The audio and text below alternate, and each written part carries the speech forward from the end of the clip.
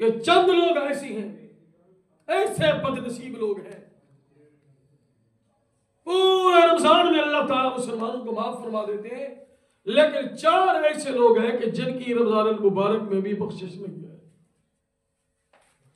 رمضان میں بھی ان کی بخشش نہیں ہے۔ وہ کون لوگ ہیں؟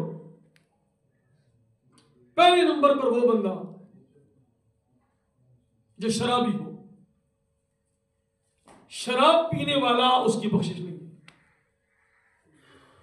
دوسرے نمبر پر وہ بندہ جو والدین کا نافرمان ہو،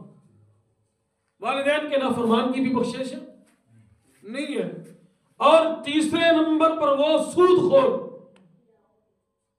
جو رب تعالیٰ سے جنگ کرتا ہے، اس کی بھی بخشش نہیں ہے۔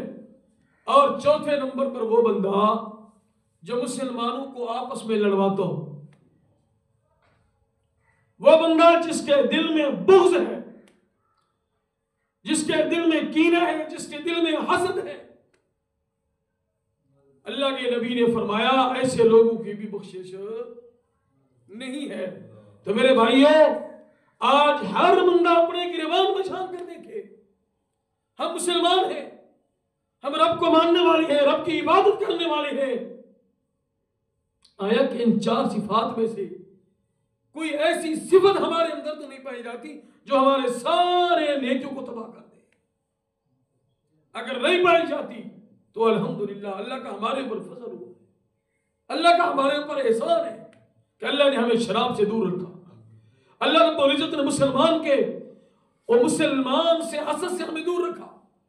مسلمان کے متعلق بغض سے اللہ نے ہمیں دور رکھا، اللہ رب العزت نے سود سے ہمیں دور رکھا، اللہ رب العزت نے والدین کی نافرمانی سے ہمیں دور رکھا۔ جب یہ چاروں چیزوں سے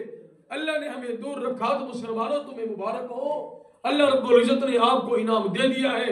آپ رب کے دروازے پر پہنچ گئے ہیں، آپ پورا مہینہ جو عبادت کی ہے اس کا اللہ کی طرف سے آپ کو یہی بدل ہے کہ میرے رب نے فرمایا کہ مسلمانوں،